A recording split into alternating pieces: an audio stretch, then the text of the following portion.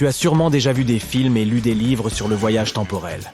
La plupart d'entre eux nous parlent d'une boîte futuriste dans laquelle on entre. Et en un clin d'œil, on se retrouve à une autre époque. Pour l'instant, il ne s'agit que de science-fiction, mais il existe des moyens de rendre le voyage dans le temps possible, du moins en théorie. C'est juste que la technologie n'est pas encore au point. Pour commencer, un voyage vers le futur pourrait être réalisé en voyageant à très grande vitesse. Mais pas seulement le genre de vitesse qui permette de récolter une contravention sur l'autoroute. La théorie de la relativité restreinte d'Einstein en est à l'origine. Elle explique que le temps ralentit pour les objets qui se déplacent à très grande vitesse. La bonne nouvelle, c'est que des scientifiques ont déjà éprouvé cette théorie et qu'elle semble prometteuse. Ils l'ont fait à l'aide de 2 horloges identiques. L'une a été placée dans un avion à réaction, tandis que l'autre est restée au sol. Ils ont constaté que l'horloge de l'avion tournait plus lentement que celle au sol en raison de la vitesse à laquelle il se déplaçait. Plus un objet se déplace rapidement, plus le temps ralentit pour lui. À l'heure actuelle, les vitesses les plus élevées atteintes par la technologie humaine sont observées dans un type spécial de particules, appelées les neutrinos. Certains d'entre eux peuvent se déplacer à une vitesse proche de celle de la lumière. À cette vitesse, une seconde pour eux équivaut à 11 mois pour nous. Nous pourrions également être en mesure de voyager dans le temps grâce à la gravité.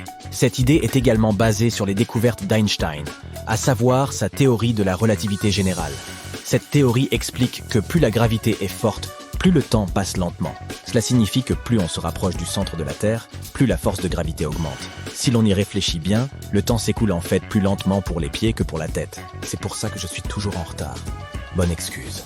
Cet effet a également été mesuré à l'aide de la même stratégie avec 2 horloges identiques. Les scientifiques les ont placées sur des étagères à des hauteurs différentes et ont mesuré la vitesse de leur tic-tac. L'horloge placée sur l'étagère la plus basse s'est égrenée plus lentement parce qu'elle subissait une gravité légèrement plus forte. Mais cette option présente un inconvénient.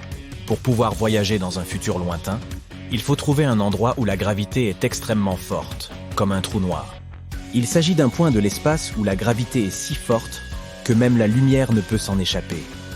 La gravité y devient si intense que la matière est comprimée dans un espace minuscule. Plus on se rapproche d'un trou noir, plus le temps s'écoule lentement. Cependant, il est très dangereux de passer par un trou noir, principalement parce qu'il s'agit d'un aller simple. Une fois que tu en franchis les limites, tu ne peux plus revenir en arrière. Fait amusant, les systèmes GPS que nous utilisons sur nos téléphones et dans nos voitures doivent déjà tenir compte des effets de dilatation du temps pour fonctionner correctement. Cela est dû à la vitesse des satellites auxquels ils ont recours et à la gravité qui les affecte ici sur Terre. Sans ces corrections, le GPS de ton téléphone ne serait pas en mesure de te localiser très précisément. Quant à la 3e option, elle a moins à voir avec les forces inconnues de l'univers qu'avec notre propre corps. Les scientifiques tentent de trouver des moyens de voyager dans le temps en ralentissant nos processus corporels. Il ne s'agit pas d'un voyage dans le temps, à proprement parler. Techniquement, tu n'irais nulle part. Mais si ton corps reste immobile pendant une longue période, tu pourrais bien te réveiller dans le futur. Certains animaux, comme les ours et les écureuils, peuvent ralentir leur métabolisme pendant l'hibernation, ce qui signifie qu'ils n'ont pas besoin d'autant de nourriture et d'oxygène pour survivre. Des spécialistes tentent de déterminer si l'homme peut accomplir la même chose. Ils travaillent sur les moyens de faire entrer les gens en hibernation de courte durée, pendant quelques heures pour commencer. Cela pourrait également s'avérer utile en CA d'urgence médicale afin de stabiliser une personne avant qu'elle ne puisse se rendre à l'hôpital en toute sécurité. En 2005, des scientifiques ont réussi à ralentir le métabolisme de souris en les exposant à une petite quantité d'un gaz spécial. Cependant, lorsqu'ils ont essayé de faire la même chose avec des animaux plus grands, cela n'a pas fonctionné aussi efficacement. Notre 4e option pour voyager dans le temps est vraiment unique. Elle fait appel à un type particulier de raccourci qui pourrait exister dans notre univers, et qu'on appelle les trous de verre. Avant de poursuivre, essayons de comprendre de quoi il s'agit. Imagine 2 balles et un trampoline. Si aucune pression n'est exercée sur le trampoline, il reste plat. Imagine maintenant les 2 balles placées sur le trampoline de manière symétrique. Si tu les regardes sous cet angle, il est impossible qu'elles se touchent. Mais si tu exerces une pression suffisante sur le trampoline entre les 2 balles, ce textile souple peut s'étirer à tel point que les 2 objets pourraient potentiellement se toucher.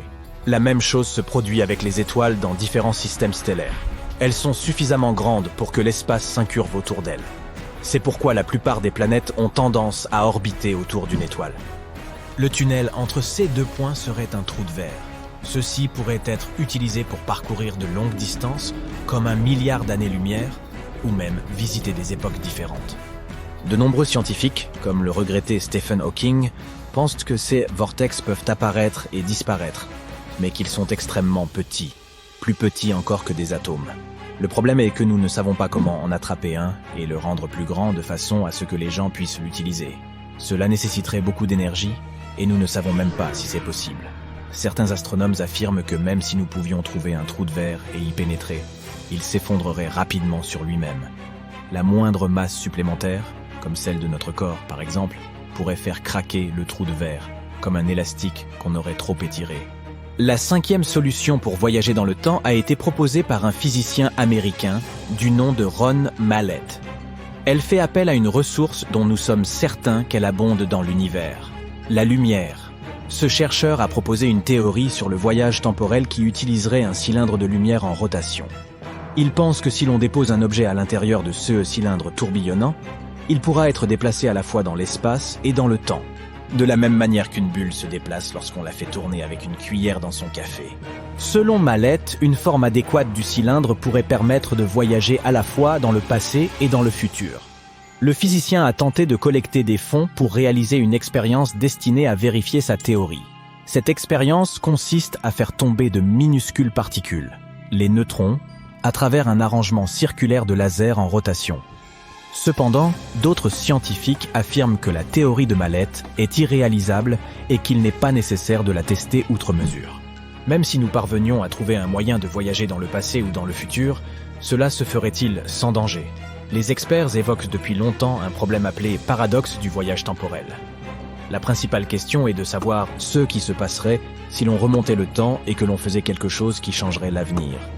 Toutefois, une nouvelle étude réalisée par des chercheurs de l'université du Queensland indique que ce problème n'est peut-être pas si concret. Les scientifiques ont procédé à quelques calculs et ont découvert que même si tu avais changé quelque chose dans le passé, notre ligne temporelle finirait toujours de la même manière. Une autre variante de ce problème est appelée le paradoxe du grand-père. Imagine que tu remontes le temps et que tu empêches ton propre grand-père d'avoir une descendance. À bien y réfléchir, cela signifie automatiquement que tu ne devrais même pas exister en premier lieu. Si tes grands-parents n'ont pas eu tes parents, comment peux-tu être venu au monde après tout ? Aujourd'hui, les scientifiques sont certains que même si tu vivais une telle expérience, tu existerais toujours dans le présent. C'est parce que la chronologie qui existe déjà a une façon de s'ajuster, indépendamment de l'endroit où les gens se trouvent dans le temps et de ce qu'ils y font. Ou alors, il faut avoir une puissance de 1,21 gigawatt et une DeLorean sous la main, et faire comme Marty McFly, voire Retour vers le futur.